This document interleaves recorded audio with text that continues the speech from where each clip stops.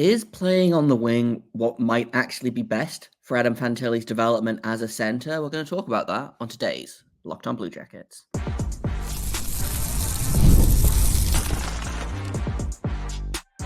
You're Locked On Blue Jackets, your daily podcast on the Columbus Blue Jackets, part of the Locked On Podcast Network, your team every day. Hello and welcome to Locked On Blue Jackets, part of the Locked On Podcast Network, your team every day. I am, as always, your host, Jeff Foster, here to give you the good, the bad, and the ugly about your favorite team and mine, the Columbus Blue Jackets. Before we get started, I want to thank everyone for making this your first listen of the day every single day. Locked On Blue Jackets is free and available on all podcast platforms and over on YouTube. We're also on Sirius XM. And I also want to let you know that this episode is brought to you by FanDuel. Make every moment more because every day this summer, FanDuel is hooking up all of their customers with a boost or a bonus every day for everyone all summer long. Just visit FanDuel.com to get started. So I got an email from one of my wonderful everydayers, Robert Spandera, and Sparandera, excuse me.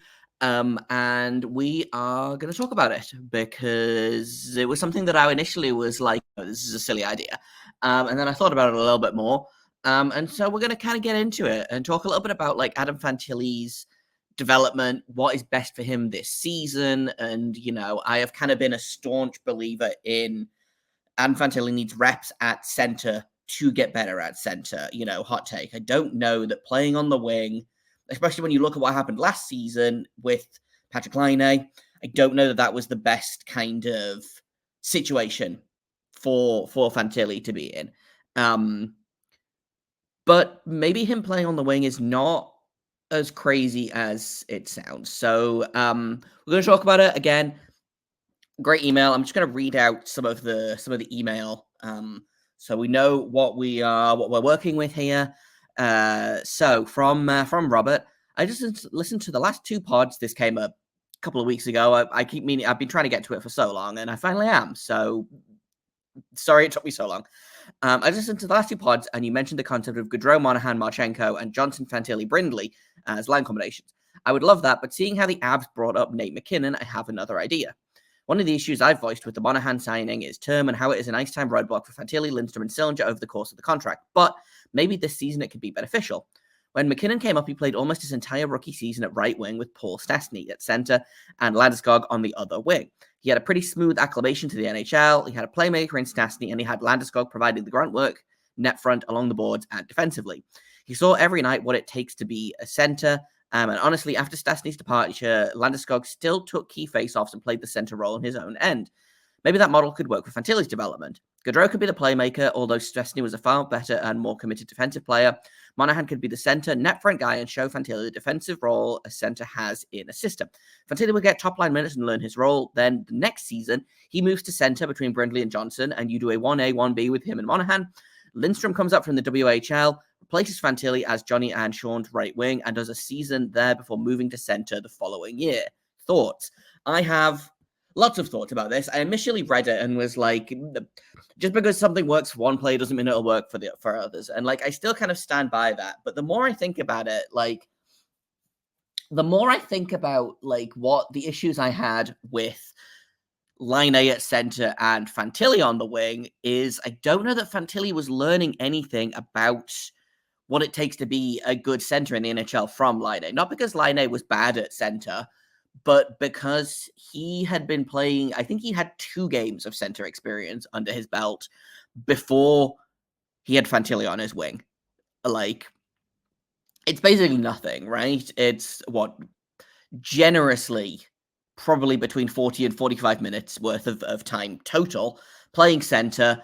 And then they put Fantilli on his wing, and, you know, they had a lot of conversation about how playing on the wing is, you know, that's where you develop habits that you can take to being a center, and playing center in the NHL is a tough job, and you can't throw a kid in immediately. And like, I agree with some of that. Mostly I do think that with center, throwing a kid in at the deep end is kind of the best thing.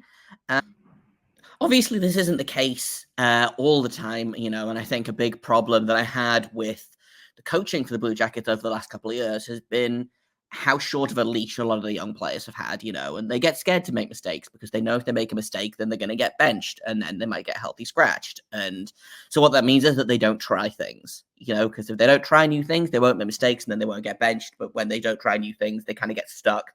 And I think that's kind of been something that I haven't really talked about a lot this off season, but I do think that has kind of had an impact on some of the younger players on the team that have had, really great rookie seasons in the next year. And, it's taken a real knock to their confidence when they realize, oh, actually, I'm still making mistakes, but this time I'm getting punished for it, and we saw that a lot with, again, the younger players on the team, Kent Johnson, Cole Sullinger, Marchenko. We saw it with some of the older players, but not all of them, which is what was just intensely frustrating, but in theory, I like the idea of a player jumping in at his natural position and then learning from the mistakes he makes, because he's going to make mistakes at wing that I don't know will necessarily contribute to him being better at center. That being said, thinking about Fantilli specifically, and they want this guy to be the number one center for the next 15 years, in theory anyway. And do they take a year to take it a little bit slower? I think Waddell is going to be a little bit more patient than Kekalainen was. I'm interested to see how Everson is with the young players, although that is something that I am kind of not concerned about, and I don't think it's going to be a case of benching the younger players, but I think it might be a case of relying on the veterans, which putting Fantilli on the wing might again work in his favor if he decides that he wants to, play Monahan in all situations, play Boone Jenner in all situations, and I like the idea of having Fantilli on the wing, learning specifically the defensive side of being a center from a guy like Monahan. And then, like Robert said in his email, the next year kind of stepping up, getting those center minutes, putting in between Johnson and Brindley. Johnson has an extra year to get stronger and get better. Brindley, I think, probably at least starts the season with the AHL and the Monsters this season, unless he has just a crazy training camp and preseason and rookie tournament in Buffalo. But it's an interesting thought with Fantilli specifically, because I liked his work at center this season, and I think the limited time that we saw it, he didn't play a ton of time at center, and when he did, he was getting again a rotating cast of line mates. He was up and down the lineup. He was getting 8 minutes a night some nights and 18 minutes a night some other nights. So I think consistency is more important than anything else for him right now. And if that consistency ends up being playing on the wing with Monahan and Gaudreau, then maybe that's not terrible. But I do have kind of some reservations about Fantilli specifically and kind of how careful you have to be with his development this season, and we're going to talk about that in just a second here on Locked On Blue Jackets. Before we do that, FanDuel is America's number one sportsbook. It's the official sports betting partner of the MLB, sports betting partner of us, the Locked On Podcast Network, and they are letting me keep the sports going whenever I want, despite the fact that the Blue Jackets haven't played since April. FanDuel is it's still here for me. All I've got to do is open the app. I can dream up bets anytime I'm in the mood. And this summer, FanDuel is hooking all customers up with a boost or a bonus every single day. Something for everyone all day, every day, all summer long. So if you love sports as much as I do, they don't have to stop for you. All you got to do is head on over to FanDuel.com, start making the most out of your summer. FanDuel, once again, the official sports betting partner of Major League Baseball, and also us, the Locked On Podcast Network. Welcome back to Locked On Blue Jackets. We're talking about Adam Fantilli today and whether he should play on the wing or not. And I've not criticized his play a lot last season, because I do think under the circumstances he had a pretty good rookie season. He had 27 points in 49 games, 12 goals, 15 assists. Obviously, his season finished early, got injured against Seattle on January 28th. Halfway through the game, and then didn't play again. It was I think a 2-month recovery that then they decided actually we're not going to rush him back for the last 4 games of the season, and I fully agree with that. Let him heal, let him rest.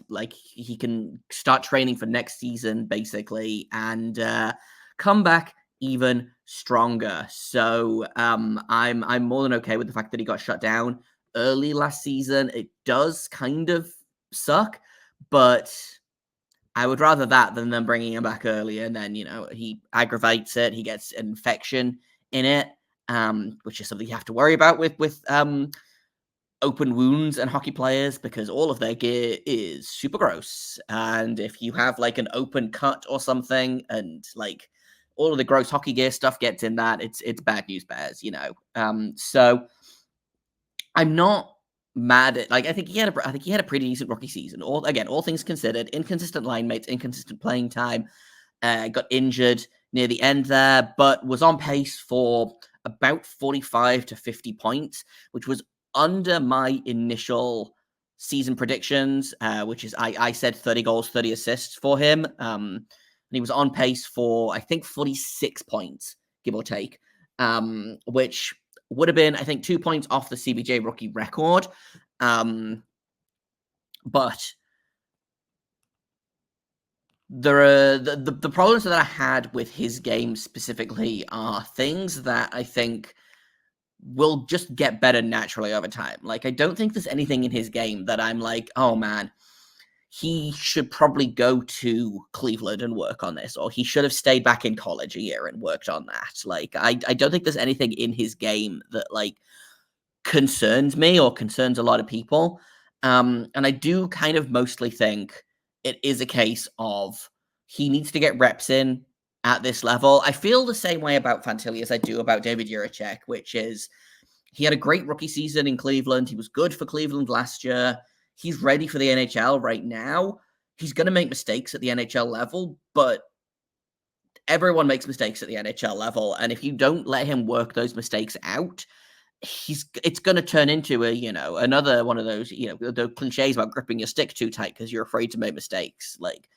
Let Adam Fantilli make mistakes at center. Let him blow coverage. I would be interested in seeing him play with Monahan and Gaudreau in limited time, but then we fall back to my concerns of consistency. And you're never going to play with the same players all season long unless you're that one line in New York. I think it was the Zibanejad line that had 800 minutes together this season. Meanwhile, I think the highest Blue Jackets line had 210 minutes because of Pascal Vincent. Anyway, we don't have to get into all of that right now, but it's kind of a tricky one because I do think there are things that he could learn playing with a center like Monahan, who might be the first established veteran top 6 center that the Blue Jackets have had maybe since Dubinsky started losing a step. And I think Dubinsky was always kind of more of a middle 6, bottom 6 guy. But when you look at the centers this team has kind of had over the past handful of years, they had Mikko Koivu, who retired after 9 games with the Blue Jackets. Pierre-Luc Dubois was another notable center. He was, I think, 21 or 22 when he left the Blue Jackets, so not a veteran. Boone Jenner, great veteran, not a center. Dubinsky, obviously, which we're going back a couple of years now. He really started to lose a step, around about maybe 2 years or so before his retirement. Maybe 2016, 2017 was when we started seeing the end of Dubinsky's strengths.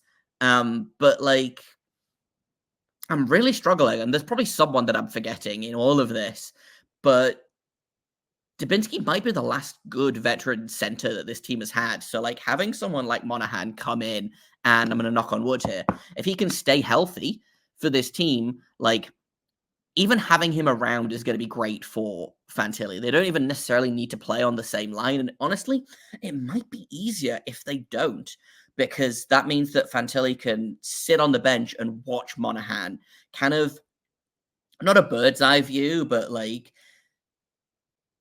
it's very much a case of, do you learn by seeing or do you learn by doing? And there's arguments for both, but if you can get a Monahan from like what 2018, 2019, I think was when he had that really great season, the like 30 plus goal season, and I don't think you'll get that level of Monahan from him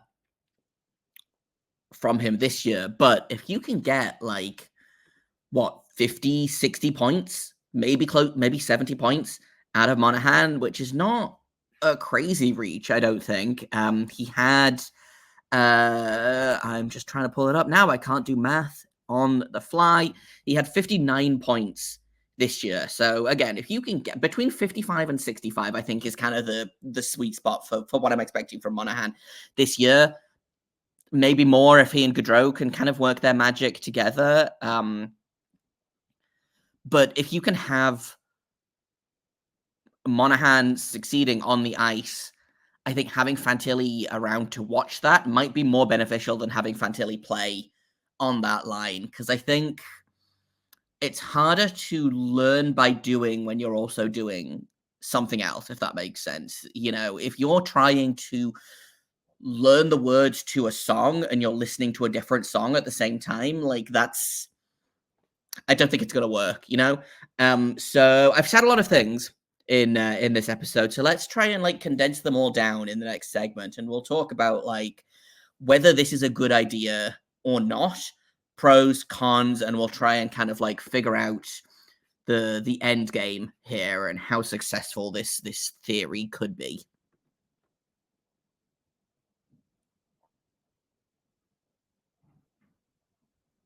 Welcome back to Locked On Blue Jackets. We're talking all about Adam Fantilli. Thanks for making us your first listen.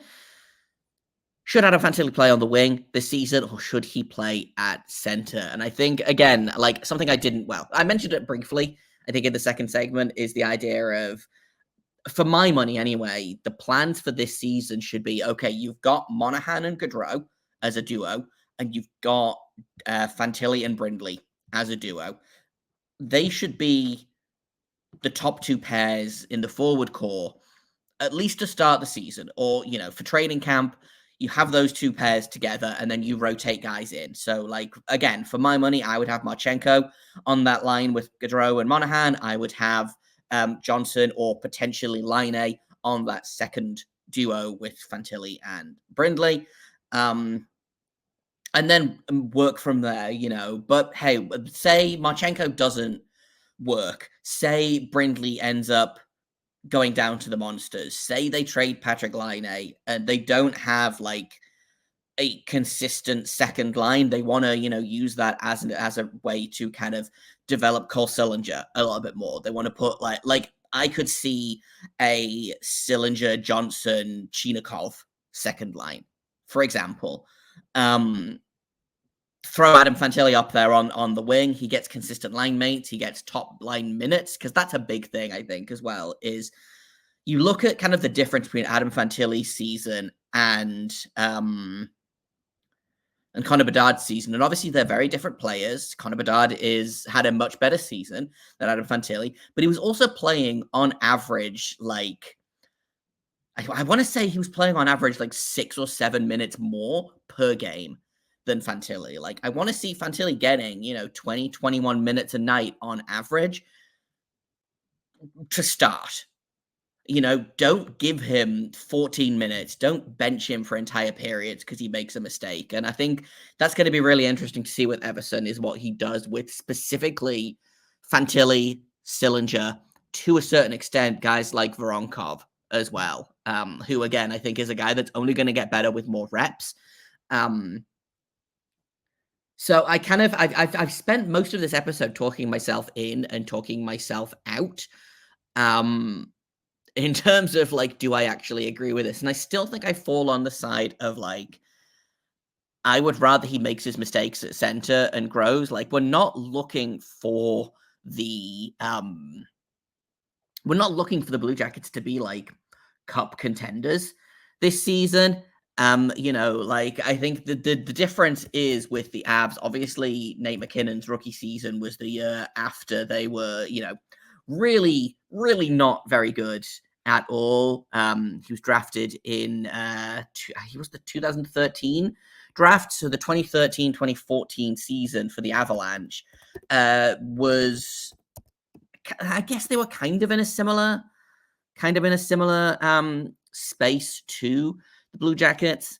That being said, they were the Central Division champions. They finished second in the West. They were 52-22-8 in 2013-2014. So, it was kind of in their best interest to have McKinnon pop immediately. And sometimes that means front-loading your top line. And that means, Landeskog, McKinnon, and Stastny. Obviously, Mikko Rantanen came up later to add to that line, but the Avs and the Blue Jackets are in very different positions. And so I think there's less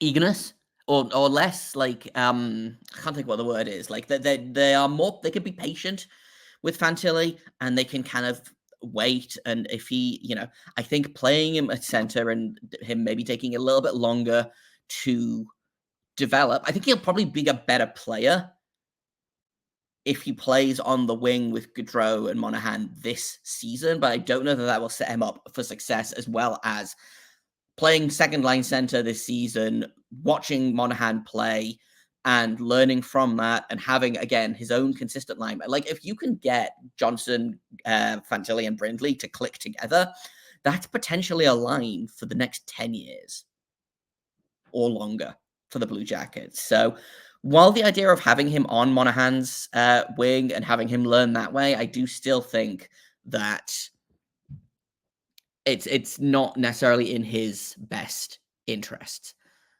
That being said, the end of the email also mentioned Caden Lindstrom as this kind of option. So this season, put Fantilli on the wing. Next season, move him to center and put Lindstrom in that spot on Monahan's wing and let him do the same thing. This I actually do agree with.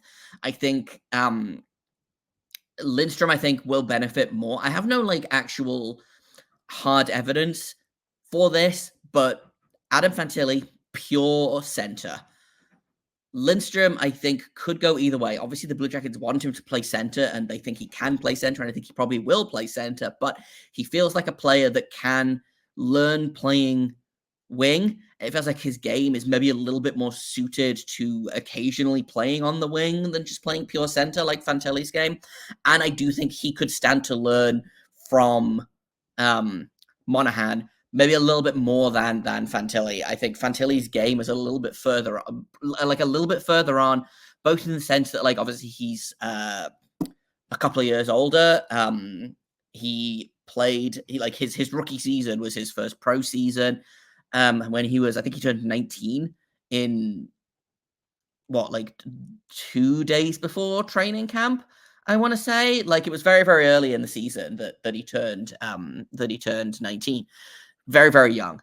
I would imagine that Caden Lindstrom will probably be closer to 20 before he makes the jump to the Blue Jackets. So he'll have spent, more time getting there. And I think if they want to bring him up early, put him on the wing and see how he goes from there. But I really do think that you get the best out of Fantilli when he's playing in his natural position. And that's at center. And I think if the Blue Jackets want to take a step forward this year, but still set themselves up for the future, I think Fantilli at center is kind of the way to go. That's kind of all I've got for today on Fantilli. Let me know what you guys think. If you think Fantilli should be on the wing versus be at center, let me know. I'm sure we'll have a reasonable and a sane discussion about it. That sounded snarky when it really wasn't trying to be, but I'll be back tomorrow with another episode. And I think we're going to do another prospect interview tomorrow. So last week I spoke to Evan Gardner, who was drafted 60th overall by the Blue Jackets. And I talked to him last week, and he was great. So we had a really great conversation about being a goalie and playing in Saskatoon, and his hopes for the future, his plans for the upcoming season, all that good stuff. So that's going to be tomorrow's episode. Thank you for listening to this episode, for making it your first listen of the day every single day. Locked On Blue Jackets continues to be free and available on all podcast platforms, over on YouTube, SiriusXM. And you can find me on Twitter at _Jacob Foster, JAKOBFORSTEI. You can find the show at LO_Blue Jackets. Thank you once again for making us your first listen. And until tomorrow, make sure you stay locked on.